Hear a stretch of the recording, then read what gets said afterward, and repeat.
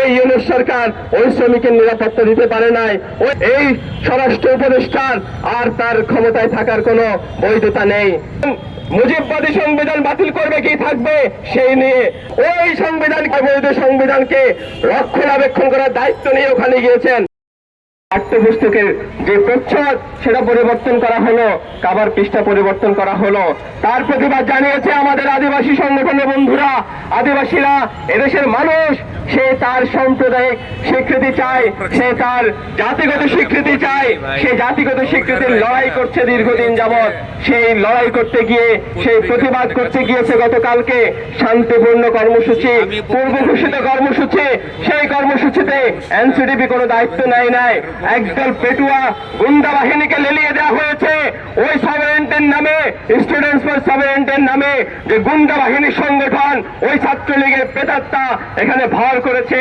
আপনারা দেখেছেন ওই স্টাম্পে জাতীয় পতাকা বেঁধে কিভাবে আমাদের বন্ধুদের উপর আক্রমণ চালিয়েছিল, কি নির্মম হত্যাকাণ্ডের মতো ঘটনা থেকে নিয়ে গেছিল।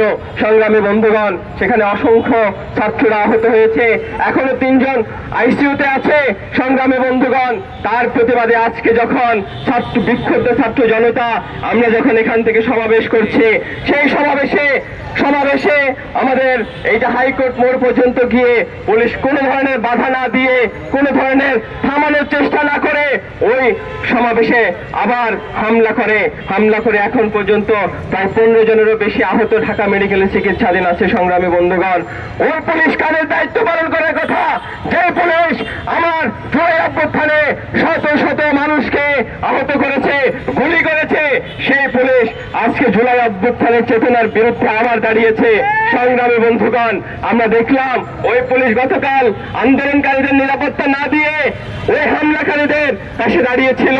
আজকে যারা ওই হামলার প্রতিবাদে রাস্তায় নেমেছে, ওই স্বরাষ্ট্র উপদেষ্টার কাছে জবাবদিহি চাইতে গেছে, তাদের উপর আবার হামলা করলো। সংগ্রামী বন্ধুগণ, আমরা মনে করি এই পুলিশের চরিত্র পাল্টাবে না। এই পুলিশ যে রাষ্ট্র চালায়, যে রাষ্ট্র কাঠামোর মধ্যে দিয়ে পরিচালিত হয়, সেই রাষ্ট্র কাঠামো যদি না পাল্টানো হয়, এই পুলিশের চেহারা পাল্টাবে না। সংগ্রামী বন্ধুগণ, আমরা বলতে চাই এই রাষ্ট্রকে পাল্টানোর জন্য আমূল পরিবর্তন করতে হবে। এখানে দরকার আমার শ্রমিকের রাজ, আমার দরকার কৃষকের রাজ, যার মধ্য দিয়ে এখানকার জুলাই অভ্যুত্থান বলে, যে জুলাই অভ্যুত্থানে আমাদের শ্রমিকরা জীবন দিয়েছে, ওই যে রিক্সাওয়ালারা দাঁড়িয়েছে তারা জীবন দিয়েছে, ওই আকুতি এরা ধারণ করে না।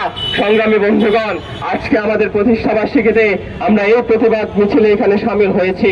সংগ্রামী বন্ধুগণ, আমরা দেখেছি এই স্বরাষ্ট্র উপদেষ্টা আমাদের ওই শ্রমিকের বুকে যখন গুলি চালিয়েছিল, ওই পুলিশ তাদের পেটের ক্ষুধা নিবারণের জন্য তারা রাস্তা দাঁড়িয়েছিল।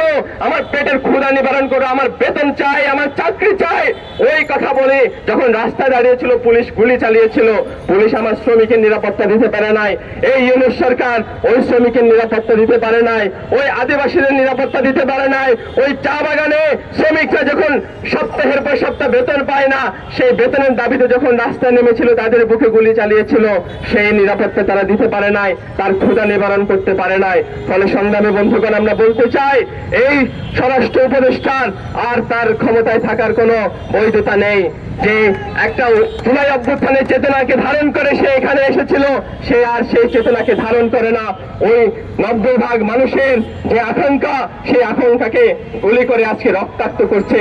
সংগ্রামী বন্ধুগণ, ওই শ্রমজীবী মানুষের যে নাবিশ্বাস উঠে গেছে, ওই যে দ্রব্যমূল্যের ঊর্ধ্বগতি, শিক্ষার্থীদের বেতন ফি বৃদ্ধি, এই সমস্ত কিছু নিয়ে তাদের কোনো মাথা ব্যথা নাই।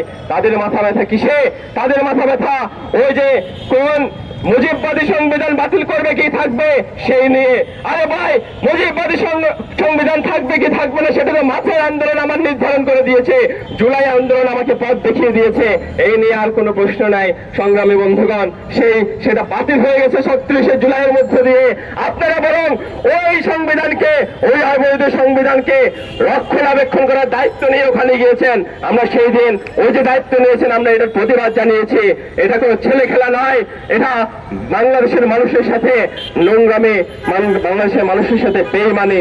সংগ্রামী বন্ধুগণ, আমাদের এই সমাবেশ আজকে যে আমাদের প্রতিষ্ঠাবার্ষিকী, সেই প্রতিষ্ঠাবার্ষিকীতে যে আমাদের বন্ধুদের উপর এই হামলা করে পুলিশ রক্তাক্ত করলো, তার ন্যাক্কারজনক যে হামলা, তার প্রতিবাদ জানিয়ে আমাদের যে গণতান্ত্রিক ছাত্র কাউন্সিলের আজকের নেতাকর্মীরা সারা দেশে প্রতিবাদ জানাচ্ছে, সেই প্রতিবাদ অব্যাহত থাকবে এবং সমগ্র ছাত্র সমাজকে, শ্রমজীবী মানুষদেরকে ঐক্যবদ্ধ করে আমরা আবার এই জুলাই অভ্যুত্থানের চেতনাকে ধারণ করে এই লড়াইটাকে এগিয়ে নেব। সংগ্রামী বন্ধুগণ, আমরা অবিলম্বে এই যে এনসিডিবির চেয়ারম্যান এবং ব্যর্থ স্বরাষ্ট্র উপদেষ্টা তার পদত্যাগ দাবি করছে। একই সাথে আমরা বলছি আমাদের যে আদিবাসীদের যে সাংবিধানিক স্বীকৃতি, তাদের সাংবিধানিক স্বীকৃতি নিশ্চিত করতে হবে। আমাদের এখানকার শিক্ষার ব্যয় কমাতে হবে। শ্রমিকের বুকে গুলি চালানো যাবে না। শ্রমিকের ন্যায্য হিস্সা নিশ্চিত করতে হবে। পাহাড়ের সেনা শাসন প্রত্যাহার করে নিতে হবে। দ্রব্যমূল্য ঊর্ধ্বগতি কমাতে হবে। শিক্ষা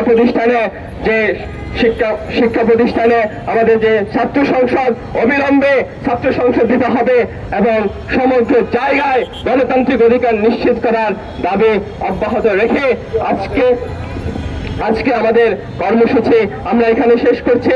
আমাদের এই সমাবেশ শেষে আমাদের মিছিল ডাকসুতে